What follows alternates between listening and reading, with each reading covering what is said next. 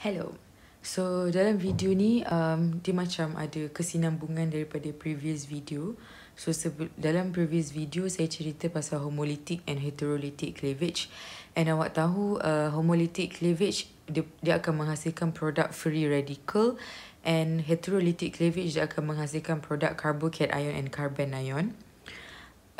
Cation atau cation or anion. Okay, and semua spesies yang dia hasilkan ni, free radical ke, cation ke, anion ke, these species will all be used in the reaction. Tapi sebelum nak buat reaction, kita kena hasilkan dulu free radical dan juga cation or anion lah. Okay, so in this video, saya nak cerita yang free radical, cation ataupun anion ni, dia ada stability tau.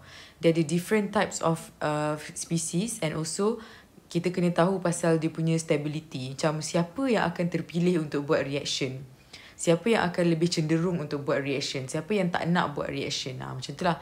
Okay, so first kita nak bercakap dulu pasal radical punya stability. Okay, relative stabilities of radical. So these are the example of radical yang these are the types of radical yang kita boleh hasilkan daripada homolytic cleavage. So ada 3 types, and please bear in mind radical yang stability of radical ni hanya melibatkan radical yang ada carbon sahaja. Okay, so dia ada carbon. Okay, and if you remember daripada first kita belajar introduction to organic chemistry, masa yang first dulu saya ada ajar pasal classes of carbon. So classes of carbon ada up to quaternary, primary, secondary, tertiary and also quaternary. So stability of radical ni dia bergantung kepada carbon punya classes juga. Okay, so mari kita tengok satu-satu kat sini. Yang ni kan. Okay, so awak tengok ni carbon, dia bonded to 3 hydrogen. Okay, and this is carbon radical sebab dia ada satu elektron, satu titik dekat situ. And this is called methyl carbon radical lah, sebabnya dia adalah CH3 group. Okay, lepas tu awak tengok dekat sini, this carbon, okay, carbon radical ni dia bonded to satu R group. So R group tu adalah any alkyl group. Alright, so memandangkan dia bonded to one R group, so dia adalah primary carbon radical. Okay, and then yang dekat sini ni, this is secondary carbon radical sebabnya dia bonded to 2 R group. Right, and this is tertiary carbon radical sebab this carbon is bonded to 3 R group. Okay, jadi kalau awak tengok dekat sini, dia punya stability, makin tinggi classes of carbon, more stable radical is formed. So makin tinggi classes of carbon, makin banyak carbon radical ni bonded to alkyl group, maksudnya dia makin stable. Okay, so this is an example lah. Contohnya kita ada CH3, and then dekat sini kita ada CH3, CH2. Okay, so this carbon radical is bonded to one CH3, so dia adalah primary carbon radical. Yang ni, this carbon radical bonded to 2 CH3 group, dia adalah secondary carbon radical. And this carbon radical bonded to 3 CH3 group, so dia adalah tertiary carbon radical. So makin tinggi dia punya classes of carbon, okay, tengok ni, increasing alkyl substitution, increasing radical stability. Okay, kenapa? Okay, yang ni adalah sebab dia lah. Okay, jadi radical ni dia punya sifat adalah electron deficient. Electron deficient tu maksudnya dia tak cukup elektron. Kenapa dia tak cukup elektron? Sebab kalau awak ingat balik dalam homolytic cleavage kan, contoh kita ada satu bond antara CH3 dan juga CH3. Okay, so dekat dalam bond ni kita ada 2 elektron. Okay, tapi satu, macam mana saya nak bahagikan bond, macam ni saya nak bahagikan 2 elektron tu, satu dapat dekat carbon sini, satu lagi dapat dekat carbon belah situ. Jadi kedua-dua carbon ni dia akan menghasilkan 2 free radical tau. Dia akan hasilkan benda ni. Okay, jadi carbon yang kat sini ni dia tak cukup lah elektron, sebab tadi dia dapat satu je elektron. By right dia kena share elektron ni so that dia orang cukup. Tapi memandangkan dia dapat satu je elektron, so dia jadi tak cukup elektron. Sebab tu dipanggil electron deficient. Okay, so bila spesies yang tak cukup elektron ataupun electron deficient ni, analogi dia macam orang yang tak cukup kasih sayang, orang yang kurang kasih sayang. So bila orang yang kurang kasih sayang ni, dia mestilah nak ada macam ramai support system, banyak support system. So makin banyak kawan dia yang pay attention dekat dia, makin banyaklah kasih sayang dia dapat, maka makin stable lah dia. So sama juga macam kes carbon ni. Memandangkan dia electron deficient, so dia perlukan the support system tu. Jadi alkyl group ni boleh memberi support system kepada carbon yang tak cukup elektron ni. Okay, jadi sebab itulah makin banyak alkyl group, makin stable lah this carbon radical. Okay, tapi kenapa pula makin banyak alkyl group makin stable dia? Kenapa? Apa yang alkyl group tu boleh buat? Okay, sebabnya kita baca kat sini. So, radical carbon is electron deficient. Okay, kita dah tahu dah tu. And they are stabilized by substituents such as alkyl group. Okay, so alkyl group je. Kenapa? Sebab alkyl group ni adalah electron releasing group ataupun electron donating group. Okay, jadi kan dekat alkyl group ni, kita ada, contoh satu alkyl group adalah methyl. Kita ada CH3.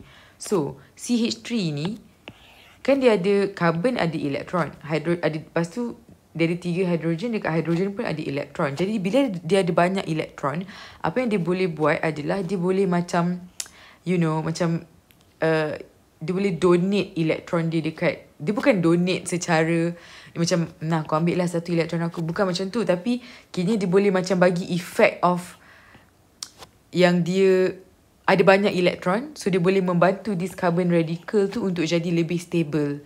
Sebab sifat dia adalah electron donating group. Macam tu lah. Okay, so sebab tu bila number of alkyl group meningkat, stability of radical pun meningkat juga. Right, so ini untuk free radical sebabnya di electron deficient. Okay, jadi kan ada soalan assignment yang suruh explain pasal stability of carbon radical kan. Jadi ini adalah points yang awak kena masukkan. Awak cakap lah radical carbon is electron deficient, so they are stabilized by substituents which is alkyl group, okay, which have electron releasing group character. So makin banyak alkyl group, makin tinggilah stability of radical. Okay, so yang tu untuk radical. Okay, so kalau tadi kita cerita pasal stability of carbon radical, sekarang kita nak cerita pula pasal stability of carbocation and carbanion. Okay, so sebelum tu awak kena tahu dulu apa itu carbocation and carbanion. Sebenarnya carbocation ni dia adalah, kalau awak perasan dekat dalam perkataan carbocation ni, dia ada perkataan carbo and also cation. Dalam carbanion kita ada perkataan carb and also anion. Okay, jadi kiranya carbocation ni adalah carbon yang bercharge positif, carbanion adalah carbon yang bercharge negatif dan dia ada 2 elektron. Okay, so macam mana awak nak dapatkan carbocation and carbanion ni adalah dari proses heterolytic cleavage ataupun heterolysis lah. Okay, macam tadi sebelum ni kan saya ada tunjuk untuk proses heterolytic tu, heterolytic cleavage tu. Okay, contohnya kita ada bond tu di antara CH3 and also Cl. Kan? Jadi, memandangkan ni adalah polar bond. So, cara dia break the bond adalah dua-dua elektron akan dapat dekat atom yang lebih elektron negatif. So, in this case, dia akan dapat dekat Cl. Jadi, produk dia daripada heterolytic cleavage ni, awak akan dapat CH3 positif. Sebab dia dah tak ada elektron dah. Elektron dia dah terkurang. Okay, plus dengan Cl minus. So, ini adalah, this is what we call as carbocation. Okay, carbon yang ada charge positif. Okay, so this is secara generalnya, this is the reaction untuk formation of carbocation and carbanion. So, yang ni kalaulah carbon tu kurang elektronegatif compared to the other atom, so dua-dua elektron akan dapat dekat atom yang lebih elektronegatif menyebabkan carbocation yang akan terhasil. Tapi sekiranya kita ada bond antara carbon dan lagi satu atom dan atom tu kurang elektronegatif daripada carbon, okay, jadi carbon yang akan dapat dua-dua elektron tu menyebabkan akan terhasilnya carbanion. Okay, so dekat carbanion ni, kenapa dia ada negative charge dan 2 elektron? Sebabnya nak menunjukkan bahawa dia dapat dua-dua elektron tu. Tapi kenapa dekat positive charge ni tak ada gambar elektron? Sebabnya dia tak dapat lah dua-dua elektron tu, dia tak ada elektron. So that's why tinggal positive charge sahaja. So this is carbocation, this is carbanion, right? Jadi diorang ni dua-dua boleh dapat dalam heterolytic cleavage. Jadi kita sekarang nak cerita pasal relative stabilities of kedua-dua carbocation and carbanion. So let's start with carbocation. Okay. So relative stability of carbocation ni dia akan sama juga macam free radical. Okay, so kalau awak tengok kat sini kita ada methyl carbocation sebabnya dekat carbon ada charge positif and this carbon is bonded to 3 hydrogen. So this is methyl carbocation. And then dekat sini adalah primary carbocation. Kenapa? Sebab carbon yang ada charge positif ni is bonded to one R group. So R group ni adalah alkyl group. So dia boleh jadi CH3 ke, CH2, CH3 ke, tak kisahlah apa-apa asalkan dia adalah alkyl group. Okay, lepas tu yang kat sini kita ada secondary carbocation sebab this carbocation ni is bonded to 2R group. And then this is tertiary carbocation sebab this carbocation is bonded to 3 alkyl group. Okay, and lagi tinggi class of carbocation, lagi stable lah the carbocation. Okay, so kenapa? The same reason macam free radical, carbon free radical juga sebabnya carbocation is electron deficient. Carbocation pun tak cukup elektron juga sebab dia dah bagi dua-dua elektron dia dekat lagi satu atom tadi yang dekat dalam heterolytic cleavage tu kan. Okay, jadi sebab tu dia ada charge positif. Okay, so carbocation is electron deficient. Again, bila dia electron deficient, dia tak cukup kasih sayang, so dia perlukan support system daripada banyak-banyak alkyl group ni. Lagi banyak alkyl group, lagi banyak support system yang dia dapat, lagi stable lah dia. Okay, jadi carbocation is electron deficient. They are stabilized by substituents such as alkyl group. Okay, so tak kisahlah alkyl group tu apa. Kenapa dia stabilized by alkyl group? Sebab alkyl group tu sifat dia adalah electron donating group ataupun electron releasing group. So number of alkyl group meningkat, stability of carbocation pun akan meningkat juga. So that's the stability of carbocation lah. Okay, right, seterusnya kita ada carbanion. Okay, jadi untuk carbanion ni, cerita dia terbalik sikit daripada free radical dengan carbocation. Sebab radical dengan carbocation dia tak cukup elektron. Tapi carbon ion tadi, dalam kes carbon ion, dia yang menerima elektron tu. Okay, jadi bila dia menerima elektron, dia terlebih elektron lah. Right, so dia, tak apalah, kita tengok dulu. Okay, jadi relative stabilities of carbon ion. So awak tengok dekat sini. So kita ada 3 types, sama juga kita ada 4 types of carbon ion daripada methyl, primary, secondary, tertiary. So kalau awak tengok, dia jadi terbalik tau susunan dia. Okay, so awak tengok dekat tertiary ni. Tertiary sekarang, kalau macam carbocation dengan free radical, so macam carbocation kan, tertiary paling stable, duduk dekat hujung sekali. Tertiary paling stable. Mana tah?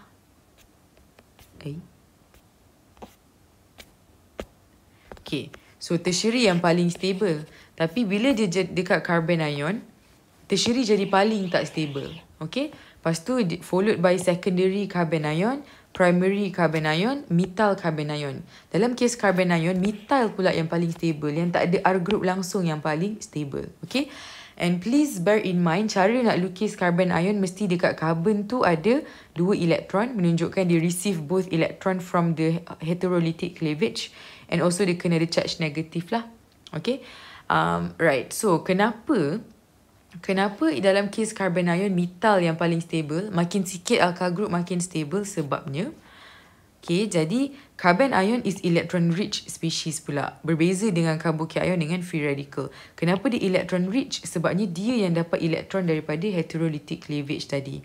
So bila dia electron rich, maksudnya dia high in electron density. Kiranya dekat carbon ni, okay, dia dah ada elektron dengan kita start daripada metal lah. Okay, so dekat carbon ni dia dah ada elektron dengan hidrogen. Lepas tu dekat diri dia sendiri sepatutnya dia ada satu je elektron kan. Okay, tapi sekarang ni dia dapat dua-dua elektron tu dekat diri dia. So bila dia banyak elektron, maksudnya elektron density dekat sekeliling carbon tu jadi tinggi. Okay, jadi sebab tu dia adalah dia high in electron density.